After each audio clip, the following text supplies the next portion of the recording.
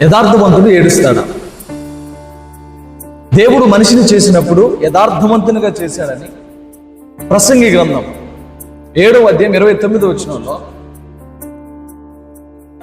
దేవుడు నరులను యథార్థవంతులనుగా పుట్టించాడు, కానీ వారు వివిధ తంత్రములు కల్పించుకుని ఉన్నారు అని దేవుడు వాక్యం సెలవిస్తా ఉంది. ప్రియ సహోదరుడా, సహోదరి, దేవుడు మనిషిని సృజించాడు, యథార్థవంతునిగా చేశాడు. ఎందుకంటే మనిషిని చేసింది దేవుడే కనుక యథార్థవంతులుగా చేశాడు, మంచి వ్యక్తులుగా చేశాడు. కానీ మనిషి చేసింది ఏంటి అని అంటే, మనిషి వివిధమైన తంత్రములు కల్పించుకున్నాడు. తద్వారా జరిగింది ఏంటి? మానవ జీవితంలోనికి శాపము, పాపము, దుర్మార్గములు వచ్చేసింది.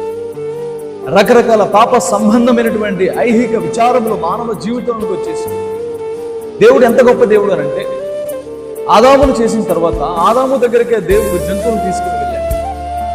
ఆదాము ఏ పేరు పెట్టానో ఆ పేరే వాటికి కలిగింది. అంటే దేవుడు ఎంత పర్ఫెక్ట్ గా మనిషిని చేస్తే జంతువులకు కూడా మనిషి పేర్లు పెట్టాలి. కానీ రాను రాను జరిగింది ఏంటో తెలుసా? ఈ లోక సంబంధమైనటువంటి అపవాది మానవ జీవితంలో దేవుని రాజ్యం కంటే ఎక్కువగా ఈ లోక సుఖభోగమే గొప్పదిగా భావింపజేసి మనిషిని భ్రమింపజేసి, ఆనాడు యేసుక్రీస్తు ప్రభుతో కూడా అది మాట్లాడి, మనందరికీ తెలుసు ఆ విషయం. ఈ లోక భోగములన్నిటి కూడా చూపించింది. కనుక ఈ లోకాన్ని ఎలా చూపిస్తుంది? సాతాను అట్రాక్షన్ గా చూపిస్తుంది, ఎఫెక్షన్ గా చూపిస్తుంది. ఆ తర్వాత మనిషి యాక్షన్ లోకి వెళ్ళిపోతుంది. చూడండి, అట్రాక్షన్, ఎఫెక్షన్ అండ్ యాక్షన్ లోకి వెళ్ళిపోతున్నాడు.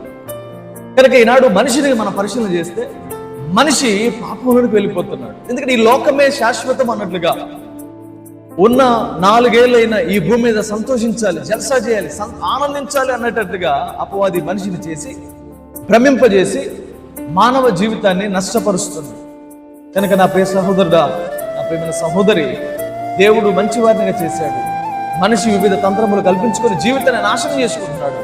ఒకవేళ ఈ రోజు నీ మాటలు వింటున్న సహోదరుడు, సహోదరి, నీ జీవితం కూడా అపవాది చేతులకు వెళ్ళిపోతే ఈ రోజైనా ఈ మాటల ద్వారా ఒక్కసారి యేసయ్య దగ్గరికి, ఒక్కసారి నీ జీవితాన్ని యేసయ్యకి అప్పగించు.